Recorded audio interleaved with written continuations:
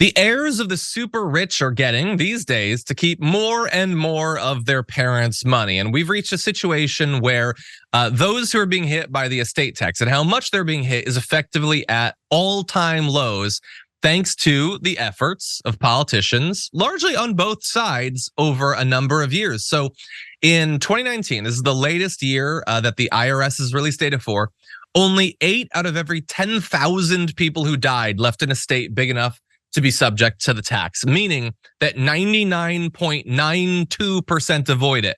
And it isn't because rich people aren't dying, and it isn't that the people who are dying aren't that rich. No, it's that the law has been changed. And by the way, to put it in context, that 99.92%, at the most recent peak, so if you go back to 1998, almost 2.5% of all estates triggered estate taxes.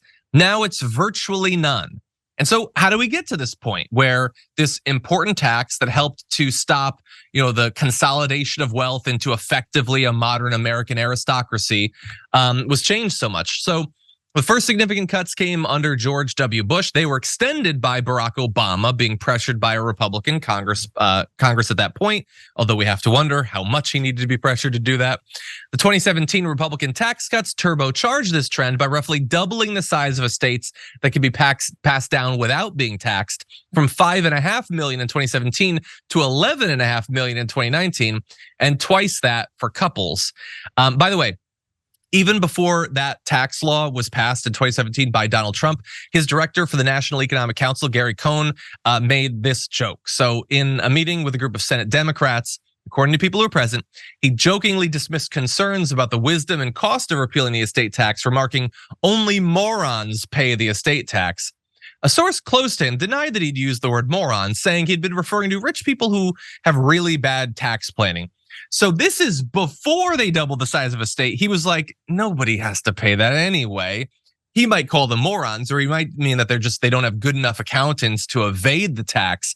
But this rich, well-connected guy is saying, even before they changed the law, it was designed to be easily able to be avoided. So we know that there's a renewed effort now to make it even less effective already, Rayyvana, but what do you make of this? I mean, it's interesting to see this because, it can remind us of a time where Republicans were really, really good in their messaging. They were able to brand the estate tax, the death tax, and scare some of the poorest, Republican voters in West Virginia who would never, even under the old standards, qualify for the estate tax into, voting against their own interests. Because as you point out, you have to make millions and millions and be passing down, millions and millions and millions of dollars in order to have your estate subject to the estate tax. And even then, so, as that was shrewdly put in that meeting, only idiots pay for it because you can easily use the loopholes we've created to get out of it, despite the fact that this money would go to meaningfully contributing to projects that would benefit the poor individuals who are not subject to the estate tax when they die.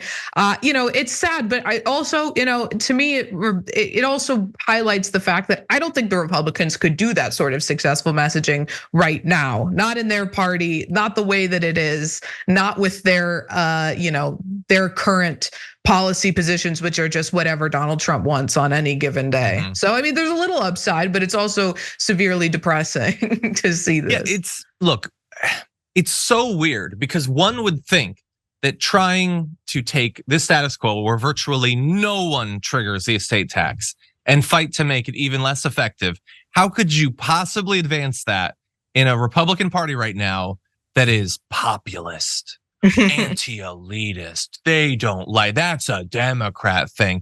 It's all BS though. Like this is actually what the party is designed to do. The substance of the Republican Party is protecting billionaires from the death tax, effectively, the estate tax. That's all it is. Now, how do they get to that? They elect people who talk about trans athletes. That's the entire Republican Party, is those two things. And the con is that they're populist, they're anti-elitist, despite the fact that their god emperor is a literal billionaire.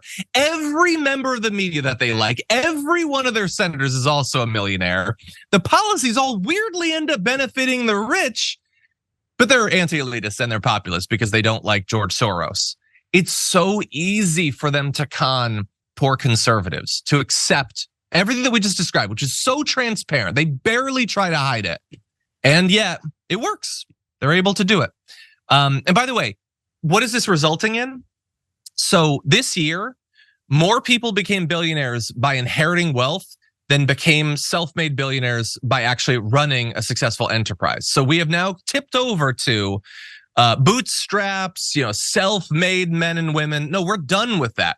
This is what they're trying to create, which is, we just had this class of people who are born into infinite wealth effectively. They will never lose it, no matter how incompetent they are. They can all be Donald Trump.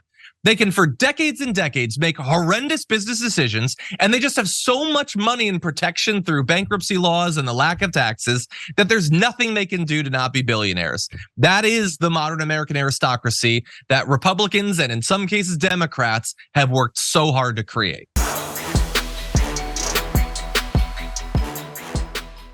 For more political news breakdowns, interviews, stories of activism, and me trying my hardest to care about the occasional big celebrity news story, subscribe to our YouTube channel at youtube.com/The Damage Report. And you can ring the bell wherever it is so you don't miss anything.